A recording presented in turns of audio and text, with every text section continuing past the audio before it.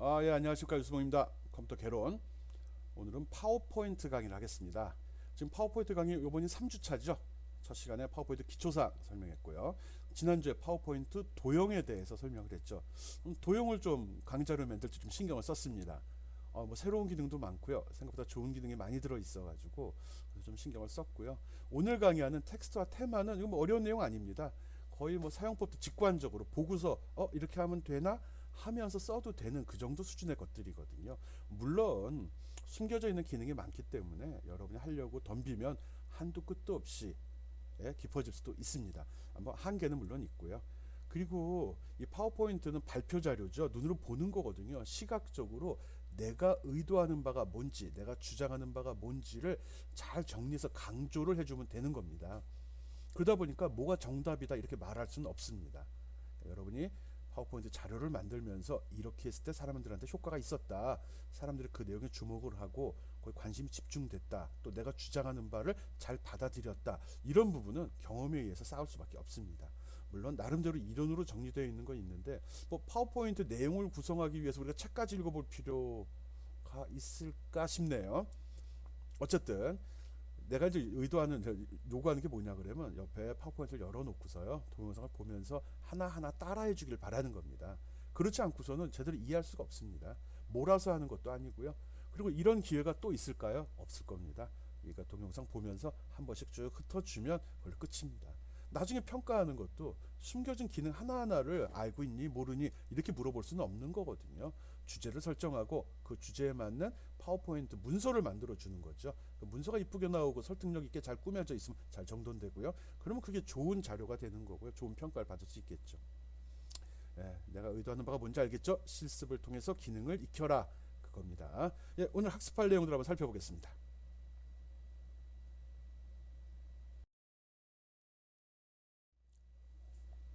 파워포인트 텍스트와 테마. 주로 오늘 배우는 내용은 텍스트가 됩니다. 문자죠, 문자. 문자 집어넣고 수준 관리가 뭐지? 이런 식으로 여기를 할 거냐, 들여서서 쓸 거냐, 뭐 들여쓴 걸 앞으로 뺄 거냐, 뭐 이런 사항들을 정리하는 걸 수준이라고 이야기합니다. 그리고 텍스트 관리, 텍스트 모양을 어떻게 할 건지, 크게 할 건지, 작게 할 건지, 색깔은 뭘로 할 건지, 폰트는 뭘 쓸까, 이런 사항들이겠죠. 그리고 워드 아트는 뭐 보면 이제 강조하려고 큰 글씨라고 현수막 같은 데 보면 그림 글씨 있고 이러죠. 그런 식으로 이 단어를 가지고 예술적으로 이쁘게 꾸민다 이렇게 생각하면 됩니다. 뭐 폰트 사이즈나 폰트 지정하는 정도나 색깔 지정하는 거 말고 그 이상의 효과를 줄 수 있습니다. 이게 재미는 있죠. 시각적 효과도 굉장히 크고요. 그런데 뭐 이쁘네로 끝나는 그 정도 수준이 되기 쉽거든요. 뭐 일단 쓰면서 한번 알아봅시다. 그 다음 테마와 슬라이드 마스터. 이 부분은 조금 준 전문가일 때 주로 활용하는 내용들입니다. 뭐 이 테마라는 게 나 같은 경우는 이 배경에 아무것도 지금 여기 실질 않고 있잖아요. 배경이 그냥 흰색으로 나오죠. 요 정도? 이렇게 배경으로 쓰이는 뭐 그런 거라고 생각하면 됩니다. 이 테마는요. 또 슬라이드 마스터는 이렇게 문서를 만들 때 여기 첫 번째 제목은 폰트를 얼마로 하고 어느 위치에 있을 거다. 이 목차 내용은 어디에 있고 폰트 사이즈는 어떻게 할 거고 색깔은 어떻게 할 거다. 이런 식으로 슬라이드 내에 배치되는 모든 것에 틀을 만드는 겁니다. 그래서 초보자는 거의 이거 쓰질 않거든요. 좀 어느 정도 익숙해지고 나면 쓸 건데 뭐가 있는지 가볍게 텍스트 추가인데 뭐 슬라이드를 만들 때 기본적으로 지켜야 될 사항들을 간단히 한번 정리해 봤습니다. 슬라이드를 만들 때 이 정도는 지켜줘야 된다는 겁니다. 이 슬라이드는 간결하게 나와야 되거든요. 마치 워드 작업하듯이 아래 한글에서 문서 작업하듯이 주저리 내용이 길어지면 안 됩니다. 아주 짧아야 되거든요. 그러면서 포인트 있게 핵심적인 단어만을 잘 조합을 해놔야 됩니다. 즉 하나의 슬라이드에는 많은 내용이 포함되지 말아야 됩니다. 간단하게 지금도 보면 줄이 넘어가는 게 하나도 없죠. 뭐 일반적으로 이야기할 때 절대 파워포인트에서는 두 줄 이상 쓰지 마라. 두 줄이 넘어가지 않도록 해라. 이런 말도 있습니다. 대부분 한 줄로 끝내라 라고 이야기합니다. 특히 텍스트는 간결하게 개조식으로 작성하기 바란다. 개조식 그리고 가독성이 그래야 가독성이 높아진다. 사람들이 읽고 쉽게 이해할 수 있다. 읽을 수 있는 가독성이죠. 읽을 수 있는 가능성. 뭐 개조식 서술이라는 말이 새로 나왔는데 이거에 대해서는 여기 설명이 되어 있습니다. 간결하고 요점적인 단어로 서술된 문장 형태를 가져라. 중요한 단어를 해서 문장을 가볍게 만들라는 소리입니다. 뭐 했습니다, 그렇습니다, 줄줄이 적으라는 소리도 아니고요. 내가 강조하는 단어가 무엇인지 그걸 잘 포인트를 찍어달라는 거고요. 중요하고 핵심적인 요소만 간추려라. 부연 설명 진하게 할 필요 없습니다. 발표하는 사람이 적당히 말로 커버하면 됩니다. 또 항목별로 나열하듯이 표현하는 방식을 나타낸다. 중요한 1번 뭐 2번 뭐 3번 뭐 4번 뭐 이런 식으로 하는 게 제일 좋습니다. 이런 사항은 국립국어원에 뭐 이렇게 이런 자료가 있거든요. 파워포인트 만들 때 개조식 서술이라는 게 사전에 이렇게 등록돼 있다는 겁니다. 개조식이란 간결하고 요점적인 단어만 쓴다. 핵심적인 요소만 간추린다. 항목별로 나열하듯이 표현한다. 라고 설명을 합니다. 그리고 문장은 짧게 간단하게. 뭐 개조식이 뭔지 모르겠네. 뭐. 중요한 거는 절대 파워포인트를 할 때는 두 줄 넘어가지 않도록 한다는 게 제일 중요합니다. 어쩔 수 없을 때 한 두 줄까지는 괜찮습니다. 또 파워포인트 자료를 만들 때 신경 써야 될 거는 내가 말할 내용을 적는 거 아닙니다. 일반적으로 학생들이 파워포인트 자료를 만들면 하고 싶은 말을 다 적는다고요. 줄줄이. 그건 아래 한글 워드죠. 워드에서 문서 작업하는 거고요. 이 개조식이란 말도 나와 있지만 파워포인트에서 작업할 때는 작성을 할 때는 키워드만 딱딱딱 적어주면 됩니다. 뭐는 뭐다. 그리고 이거에 대한 부연 설명은 발표자가 하는 겁니다. 즉 발표자가 말하는 내용의 핵심 포인트만 딱딱딱 추려서 요소만 간추려 갖고 본문에 포함시켜야 되는 겁니다. 다 설명하면 안 됩니다.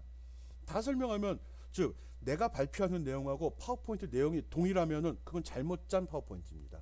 파워포인트는 중요한 요소만 강조하는 거고요. 발표자가 그 핵심 키워드를 부연 설명을 해주면서 시청자들의 관심을 끌어들여야 됩니다. 파워포인트의 모든 내용이 다 포함이 되어 있다고 그러면 앞에 있는 사람, 내가 주장하는 말을 듣는 사람, 내 발표 자료를 듣는 사람들은 굳이 내 말을 들을 필요가 없죠. 자료에 다 들어있는데.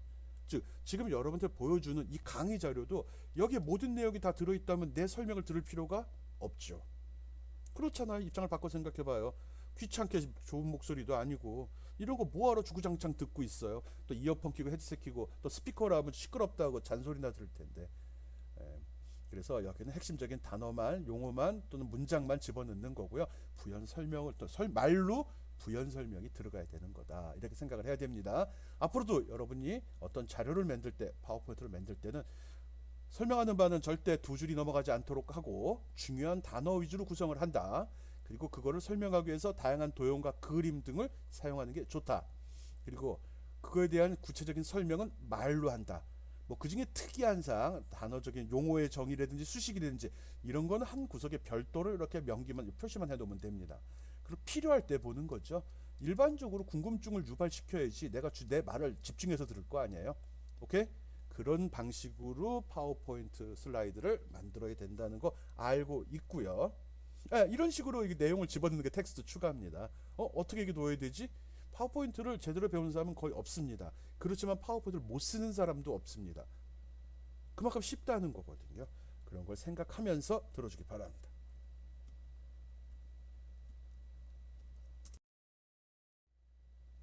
처음에 하게 되면 텍스트 추가하는데 기본적인 슬라이드 틀이 나옵니다. 제목을 입력하시오. 그러면 거길 마우스로 클릭하고서 집어넣으면 됩니다. 아무것도 없습니다. 딱 클릭한 순간에 제목을 입력하시면 말은 사라지고요. 텍스트가 입력할 부분이 이렇게 막대 형태가 나타나죠. 거기서 깜빡 마우스 커서랑 별도입니다. 깜빡깜빡이고 있죠. 거기가 입력하는 기준이 되는 거죠. 입력 포인터, 입력 커서라고도 얘기하고요. 거기에다가 내가 키보드를 이용해서 텍스트를 입력하면 되는 겁니다. 그리고 입력하다 보면 이것도 마우스로 클릭하게 되면 이렇게 기본 틀이 제시가 되죠. 제목 부분도 이렇게 박스가 있죠. 그걸 개체 테두리라고 합니다. 이걸 딱 클릭하게 되면 여기 핸들들이 이렇게 나오죠. 여기 구퉁이에. 그걸 해서 사이즈나 위치, 이거를 테두리 선을 잡게 되면 십자 모양의 마우스 커서가 나오고 그걸 끌어서 이동을 할 수도 있고요. 요 핸들이죠. 도용할 때 나왔던 핸들을 잡아당겨서 크기를 조절할 수도 있습니다. 개체 핸들, 테두리를 마우스를 클릭하면 나온다는 거, 그거 두 가지만 기억하면 텍스트 추가는 끝입니다. 됐죠? 제목 입력하셔로 나오면 클릭하고 데이터 입력한다. 아니면 이런 본문 내용에서는 그냥 이게 약간 흐리게 나옵니다. 흐리게 나오는 거는 요거 이런 부분들이 흐리게 나온 거는 인쇄가 안 된다는 거예요. 그래서 내가 마우스로 딱 클릭하고 내용을 집어넣으면 그때 색깔이 진하게 나오고 텍스트를 입력을 하면 진하게 표시가 되고 그때 출력이 됩니다. 엔터키 누르면 밑에 줄로 내려가고 탭키 누르면 안으로 들어갑니다. 예, 그때도 이게 흐리게 나왔다고 그러면 그건 출력이 안 되는 부분이라는 거 알고 있으면 되고요. 어떤 텍스트를 입력하는 영역은 이렇게 테두리로 영역을 표시하게 되는데 평소에는 안 보입니다. 내용이 없을 때 물론 보이죠. 여기 내용을 넣어야 된다 그런 의미로 보이는 거고요. 내용을 안 집어넣을 경우 그냥 원래 내용은 출력이 돼버립니다. 제목을 입력하시오라고 찍혀버리기 때문에 빈칸이라도 집어넣어야지 출력할 때 그게 빈칸으로 나오는 겁니다. 알았죠? 그래서 제목을 입력하는 부분 그리고 입력하는 그 객체 테두리는 어떻게 제어한다라는 거 알고 있기 바랍니다. 예, 그림으로 다시 한번 설명하겠습니다.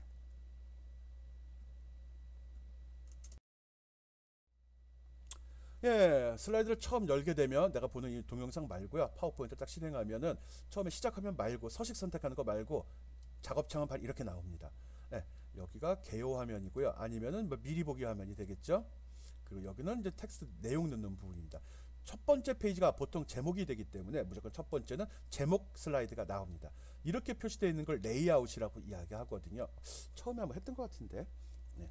그리고 여기에도 여기 입력한 내용이 여기도 동일하게 표시가 됩니다. 근데 여기 빈칸이죠? 예, 이거는 기본으로 제시된 거지 사용자가 입력한 건 없거든요. 오른쪽에 실제 데이터를 입력한 경우를 한번 보겠습니다. 이런 식으로 2002년 엔터 코로나 바이러스 감염증이라고 치게 되면 요 속에도 똑같은 내용이 나타납니다. 일종의 미리 보기와 같은 거죠. 이거는 이제 보기에서 하는데 나중에 설명 다시 한번 할 겁니다. 내용 집어넣고 여기다 문자의 크기 또 정렬 방식은 여기 글꼴과 이 단락을 이용해서 정렬을 해주면 됩니다. 뒤에 설명할 겁니다. 뭐 이걸 이용하면 되죠. 뭐 특별한 거 없죠. 그리고 여기 지금 여기 테두리 박스가 나오고 핸들이 보이기 시작했죠. 이건 테두리를 선택해서 이 텍스트가 입력되는 객체 요 대상 박스 영역을 제어할 때 씁니다. 요 부분은 포함에 안 들어가 있는데 여기도 아마 다른 박스가 여기 있구나. 이렇게 박스가 있는 겁니다. 만약에 이렇게 둘로 구분이 되어 있는데 위에다 값을 넣다가 내용이 너무 많아서 쭉 내려오면 밑으로 오버랩 되면서 내려갑니다. 겹쳐집니다. 알고 있어야 됩니다. 영역이 이렇게 지정됐다고 해서 꼭 이 안에만 들어가는 게 아니라 집어넣으면 집어넣은 대로 쭉쭉 추가가 됩니다. 자연스럽게 그것도 알고 있기 바랍니다. 텍스트 모드, 입력 모드 이렇게 집어넣는다는 거, 객체 선택하면 핸들이 나온다는 거, 핸들 이용해서 핸들이 없는 부분으로 하면 이동이 되고 핸들을 잡아당기면 크기 조절이 된다는 것도 알고 있기 바랍니다. 물론 회전도 됩니다. 오케이?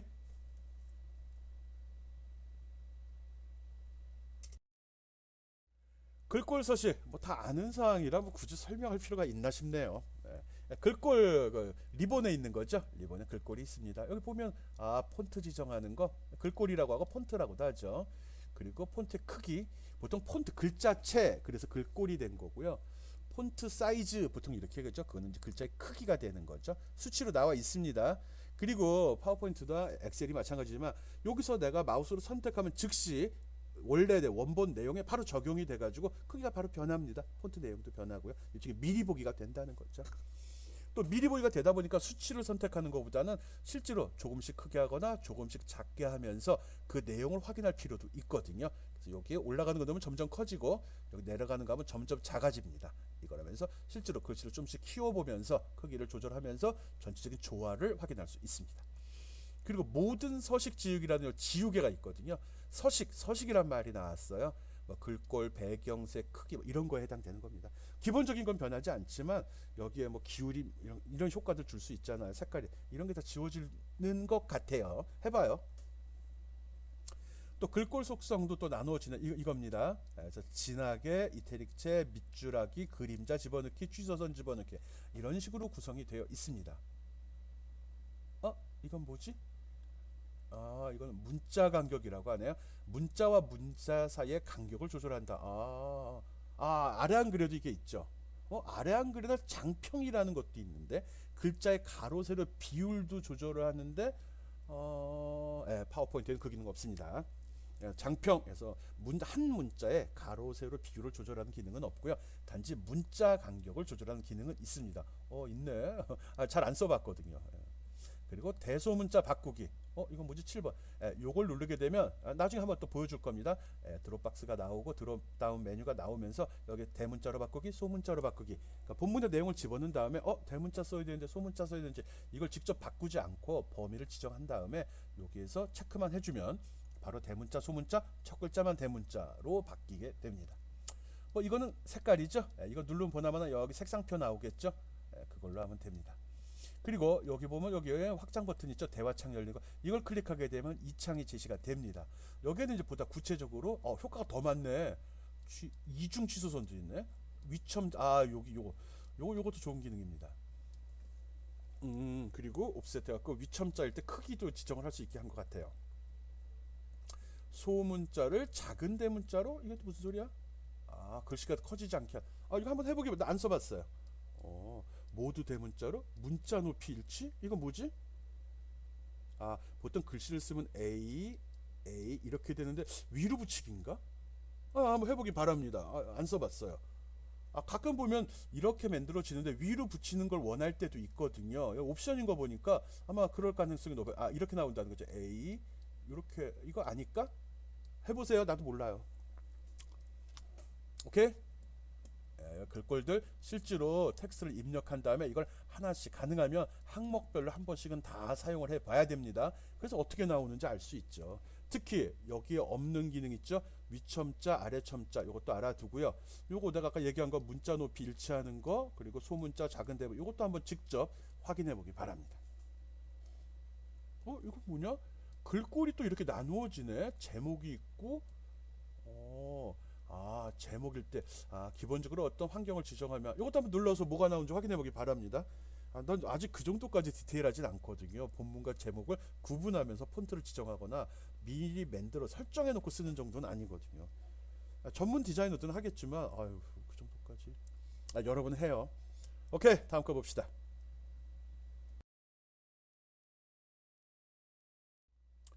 글꼴들입니다. 텍스트 추가에 글꼴이 있는데 무엇이 있는지 한번 쭉 본 겁니다.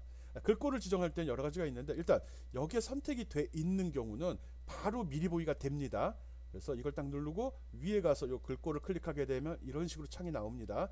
여기에서 여기 제목, 본문 구분이 되어 있네. 기본 테마네. 글꼴도 테마가 있네.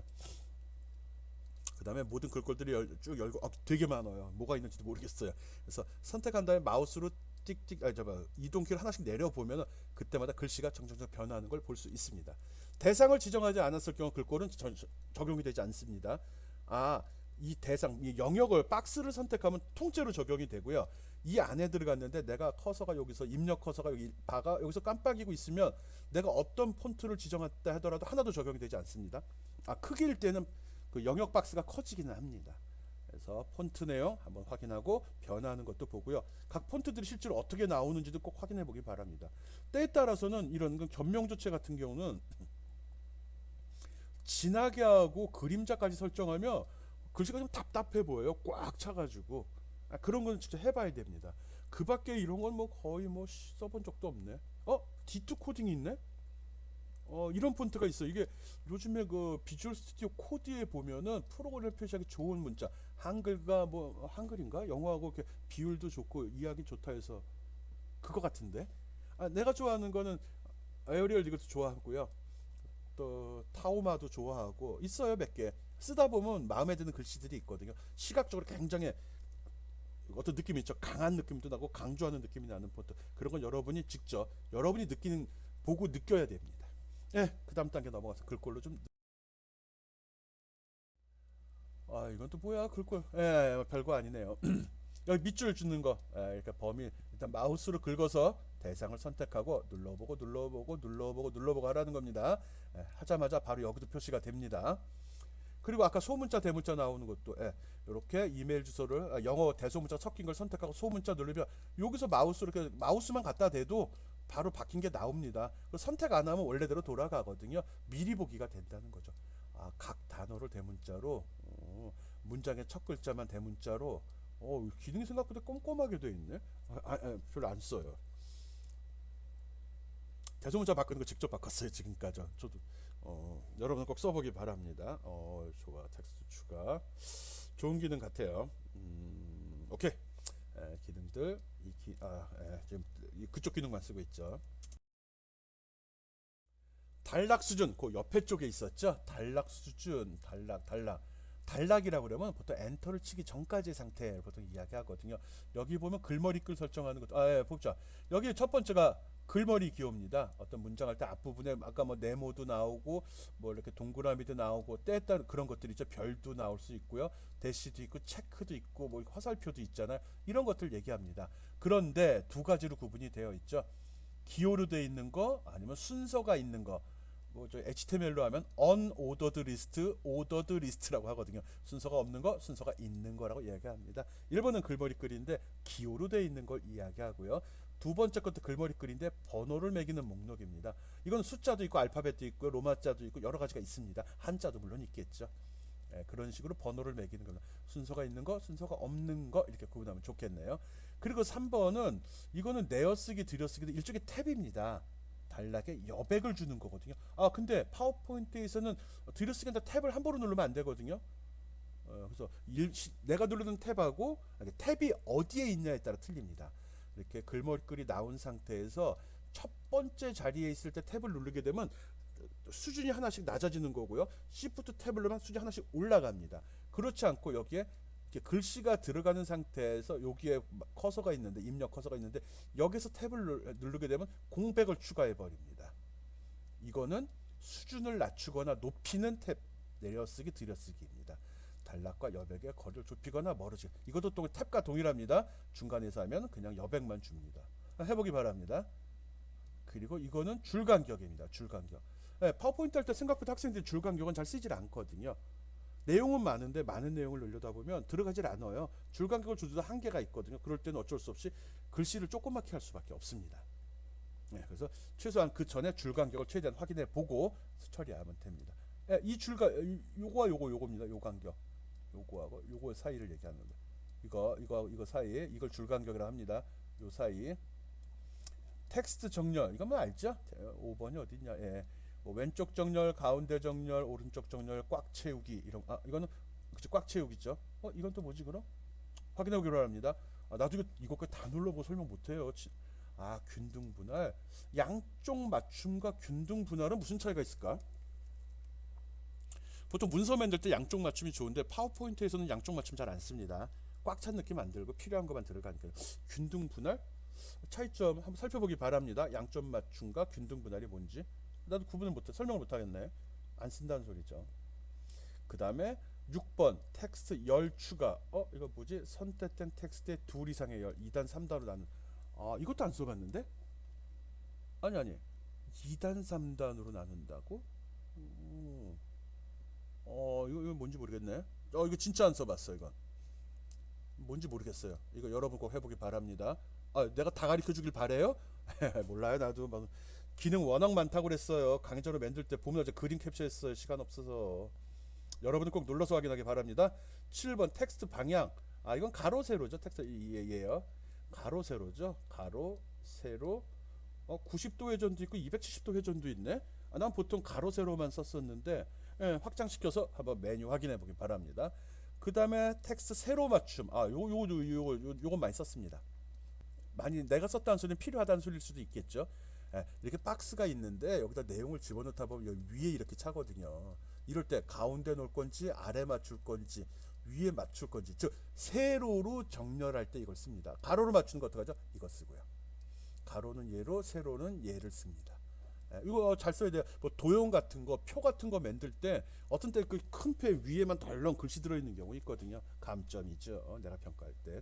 그럴 때 이렇게 세로로 맞춤도 써야 됩니다. 스마트 아트. 이건 딱 반대쪽이니까 신경 쓸 거 없고요. 스마트 아트가 요건가? 9번? 스마트 아트 뭐지? 스마트 아트. 우리 도형. 우리 그 차트 할 때 보면 조직도라든지 순서 이런 거 있었잖아요. 그거네. 여기 같이 포함이 돼 있어서 설명한 것 같고요. 단락의 대화 상자 요 오른쪽 밑에 이걸 누르게 되면 이게 나옵니다. 앞에서 설명한 거 위주로 나오는데 이게 이제 여기 간격법 여기 나오죠. 이게 줄간격입니다. 줄간격 여기에 1, 2 쭉 나오고 이거 맞추는 거고요. 단락압 이거 지금 이게 막 이렇게 글머리글이 나오고 여기서 떨어지는 이거 얘기하는 겁니다. 이게 단락압입니다. 여기 H 이걸 0으로 하면 바짝부터 지키는 거 크면 떨어져서 나갑니다. 이 값들도 조절하면서 실제로 어떤 효과가 있는지 확인해 보기 바랍니다. 들여쓰기도 있네. 단락압? 이거 차이점 뭘까? 이렇게 비교하면서 생각해 보기 바랍니다. 나도 몰라요. 안 쓴다는 소리예요. 탭 설정도 있었네. 나 설명할 때 이거 빼먹었는데. 여러분이 직접 나랑 대면하면 같이 눌러가지고 기능을 확인해 볼 텐데 이건 뭐 설명하는 게 아닌데 모르는 거 지금 체크하는 시간 같습니다. 그렇지만 여러분은 꼼꼼히 다 눌러서 무슨 기능인지 확인해 보기 바랍니다. 오케이. 이 단락 수준도 꼼꼼히 봐야겠는데 기능이 되게 많이 숨어 있네. 오케이, 넘어갑니다. 앞에 봤던 거 이제 하나씩 보는 겁니다. 단락 수준에 보면 줄 간격이죠. 줄 간격 이렇게 딱 누르면 이런 게 나오고요. 내가 마우스로 선택하면 즉시 미리 보기가 나옵니다. 그래서 보고서 마음에 드는 거 선택과 클릭 딱 해주면 되고요.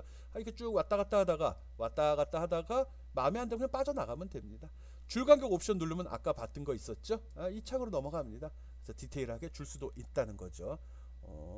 별거 아니네. 직접 해봐야 돼요. 들여쓰기, 내어쓰기. 요 내용은 여러분 직접 한번 타이핑 쳐서 넣어보기 바랍니다. 어떻게 하죠? 이쪽에다 놓고서 아니면 뭐 삽입해서 새 슬라이드 해도 되고요. 여기서 여기를 선택한 다음에 이거 선택하면 전체 테두리가 선택이 됩니다. 엔터 치면 여기 빈칸이 만들어집니다. 여기 만들어집니다. 그 다음에 이 슬라이드 빈 슬라이드가 나오면 여기다 내용들 쭉 집어넣어 주면 됩니다. 동일한 수준으로 다 맞춰주면 되고요. 이제 들여쓰기, 내어쓰기 연습할 거니까 동일한 수준으로 해요. 그리고 나서 요거만 내어 쓰고 싶다면 요거만 마우스로 선택한 다음에 요거 있죠, 요걸 눌러주면 됩니다. 탁 누르면 요게 뿅 하고 이렇게 변합니다. 동영상을 하고 싶은데요, 말로 하는 게 더 편해요. 이거 동영상 뜨려면 시간 너무 많이 걸리거든요. 물론 동영상을 원하겠지만 실습하는 내용만 하는 거예요. 이렇게 누르면 들어갑니다. 거꾸로 또 이게 들어간 다음에 얘가 활성화가 됩니다. 왼쪽으로 갈 수가 없으면 아예 꺼져. 여기 봐요, 꺼져 있죠? 꺼져 있죠. 왜? 왼쪽으로 갈 데가 없다는 소리예요. 오른쪽으로 갈 수가 있어서 켜져 있는 거고요. 이게 요만큼 들어갔기 때문에 오른쪽 왼쪽이 다 켜져 있는 겁니다. 이거 디테일하기도 하여라. 그런 식으로 해서 요 재채기 부분도 밀어주고요. 마스크 부분의 요 세 개도 밀어주기 바랍니다. 해봐요. 그렇게 직접 연습해 보라는 거예요. 입력해서 해요. 입력해서 똑같진 않더라도 유사하게 한 10줄쯤 만든 다음에 들여쓰기, 내어쓰기. 그리고 이것도 눌러보고 이것도 꼭 눌러보기 바랍니다. 이거 들여쓰기, 내어쓰기 설명하고 있고요. 대상을 지정한 다음에 버튼을 누르면서 반응을 보기 바랍니다. 지금 텍스트의 수준. 그래서 여기 매나가 0수준, 하나 들어가면 1수준, 또 들어가면 2수준. 이때 보면 글씨 사이즈가 변할 수도 있고 색깔이 변할 수도 있습니다. 그건 슬라이드 마스터에서 지정한 대로 되는데 아직 그건 모르고서 그냥 하면 됩니다. 지금 특정한 서식을 지정하지 않았으면 그냥 들어가고 조금씩 작아지기만 합니다. 이렇게 보일 겁니다. 꼭 해보기 바랍니다.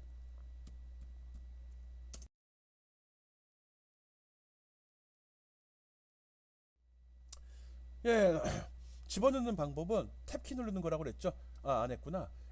이거 대신에 대상을 이렇게 선택을 하고요. 탭키를 눌러도 얘가 들어갑니다. 탭키네 결론 이게 이거네. 그렇세요. 종류 동일합니다. 그러면 거꾸로 이거를 갖다 일일이 빼는 거는 그때는 Shift 탭키를 누릅니다. Shift 키를 누른 상태로 탭을 누르면 물론 대상을 선택해 놓고입니다. 그러면 한 줄만 뺄 때도 골라야 돼. 한 줄만 할 때는 요 맨 앞에다가 입력 커서를 놓고서 탭 누르면 들어가고요. Shift 탭 누르면 빠집니다. 직접 해보기 바랍니다. 갈 데가 없으면 안 나가죠, 더 이상. 근데 여기 감염증에 밑줄이 돼 있죠. 중요해서 했나요? 그림상에 쭈글쭈글 밑줄이 들어간 건 이게 지금 여기 사전에 등록이 안 돼 있다는 소리입니다. 파워포인트 사전에 자동으로 지금 맞춤법 검사를 하고 있거든요. 꺼버리면 되는데 일단 안 껐어요. 입력할 때는 오타 나는 것도 잡아야 되니까 이런 걸 켜놓는 게 좋겠죠. 그래서 감염증 밑줄 나오는 건 그런 이유고요. 탭키 이용해서도 위에 단락 들여쓰기, 내어쓰기도 해보고요. 탭키와 Shift 탭키를 이용해서도 Shift 누르고서 탭 누르는 거 알죠? 이 정도는. 그렇게 해서 수준을 하나 올리고 내리고 들여쓰고 내어쓰고 하는 거 연습해보기 바랍니다. 단락의 수준을 변경하는 거예요. 여기 보면 오른쪽 그림 보면 이렇게 돼 있죠. 이거를 엔터를 치고 내려갈 때 구분이 되는 겁니다. 엔터가 들어갈 때까지가 한 단락이 한 줄이 되는 겁니다. 한 단락이죠. 줄이 아니지. 줄은 이제 화면이 좁으면 여러 개로 나눠질 수 있으니까 줄과 단락을 구분합시다. 단락은 엔터를 누른 순간 여기도 있네. 엔터 키를 누르면 현재 같은 새로운 단락이 생성된다고 설명을 했죠. 단락은 엔터 기준으로 한다. 뭐 패러그래프라고도 보통 이야기하죠. 그리고 탭을 누르자. 탭 누르면 다음 줄로 내려가는 거예요. 탭을 누르고 또 엔터를 누른 다음에 탭을 누르게 되면 현재보다 한 수준 아래로 올라간 수준이라고 하네요. 뭐 어느 걸 올라간다고 해도 이걸 영어로 놓는다 그러면 값은 커지는 거니까 올라간다고 설명해도 되겠네. 어쨌든 탭이 한 단계 오른쪽으로 가는 거죠. Shift 탭을 누르면 한 단계 왼쪽으로 가는 거죠. 보통 우리가 적을 때 앞에 있는 게 더 큰 범위를 나타내고 밑에 이렇게 들여쓰게 되면 이거는 여기에 종속된다 뭐 이런 의미로 이야기하잖아요. 그걸 지금 단락이라고 얘기한 겁니다. 단락이라고. 단락이라 수준이라고 얘기한 겁니다. 수준. 오케이. 그리고 아마 이거는 이제 이거 안 써봤을 텐데 내용을 쭉 이렇게 입력하다가 Shift 엔터를 누르는 경우가 있습니다. 이럴 때는 여기 글머리 글이 이렇게 있는 상태로 쭉 하다가 여기서 Shift 엔터를 한번 딱 눌러봐요. 그러면 쭉 줄바꿔 밑으로 내려옵니다. 그런데 글머리 글이 나오질 않습니다. 단순히 줄바꿈만 할 때, 수준 변경 없이 줄바꿈만 할 때 씁니다. 글머리 글 안 나옵니다. 즉 같은 줄이라는 소리죠. 여러분이 한 줄 내용 쭉 타이핑 치다 보면 쭉 여기서 타이핑을 쭉 치다 끝까지 오게 되면 물론 박스가 요만큼 있겠죠. 영역 여기 되면 자동으로 밑줄 줄로 내려갑니다. 자동으로 밀려 내려가기도 한데 그렇지 않고요 중간 꽉 차면 내려가요. 근데 난 중간에 내려가고 싶을 때는 Shift 엔터 키를 누르게 되면 중간에 밑으로 내려갑니다. 텍스트 맨 앞에 있을 때는 탭키를 이용해서 단락 수준을 변경할 수 있습니다. 탭 치면 하나 이쪽으로 높아진다고 하죠. 여기 올라간다고 했네. Shift 키 누르면 왼쪽으로 갑니다. 내려간다고 하죠. 엔터를 치면 새로운 단락이 만들어집니다. 신경 써야 될 건 탭. 일반 알고 있는 거잖아. 요거 Shift 탭. 요거 아마 쓰는 사람 거의 없었을 겁니다. 이거 안 쓰면 어떻게 하죠? 단락 바꾼 다음에 단락 이렇게 여기 이제 글머리 글 있고 내용 쭉 집어넣었죠. 그리고 줄이 이렇게 내려왔는데 싫어갖고 엔터를 딱 쳐버렸어. 그럼 여기에 글머리 글이 나오고 여기서 커서 깜빡이고 있거든요. 근데 같은 내용이야. 그럴 때 여기서 어떡하죠? 여기서 백스페이스 쳐버리면 얘 없어집니다. 대신 이제 글씨는 요 끝으로 들어가게 된다는 건 있죠. 그리고 스페이스 눌러서 작업도 해요. 앞에 글머리 글을 삭제하고 싶으면 맨 앞에 놓고 백스페이스 눌러버리면 글머리 글 없어집니다. 해보세요. 꼭. 그 다음 단계 봅시다. 드디어 끝이네요. 지금 별건 아니고요. 오늘 배운 거 어려운 사항은 없습니다. 텍스트하고 테마 지정하는 거거든요. 그래서 데이터, 텍스트 값들 입력하는 요령, 효과 주는 요령 설명했고요. 워드 아트 지정해서 쓰는 요령, 그리고 테마하고 슬라이더 마스터 설명했죠. 이것밖에 없습니다. 어렵지 않은 내용이에요. 쉽게 편하게 해도 됩니다. 대신 무엇이 있는지는 알아야 되니까 꼼꼼하게 여기저기 쫙 쑤셔다니면서 찾아보기 바랍니다. 그냥 제목만 덜렁 보고 넘어가면 아깝잖아요. 비싼 등록금 내고 갖고 다니는 건데. 그래서 꼭 동영상을 틀어놓고 똑같이 따라 하고요. 핑계 삼아서 이때 안 배우면 평생 파워포인트 배울 기회가 또 있겠어요. 이번 기회에 확실히 마스터하기 바랍니다. 별거 아닌 거 했는데 좀 길어졌네요. 수업들 수고했습니다. 끝.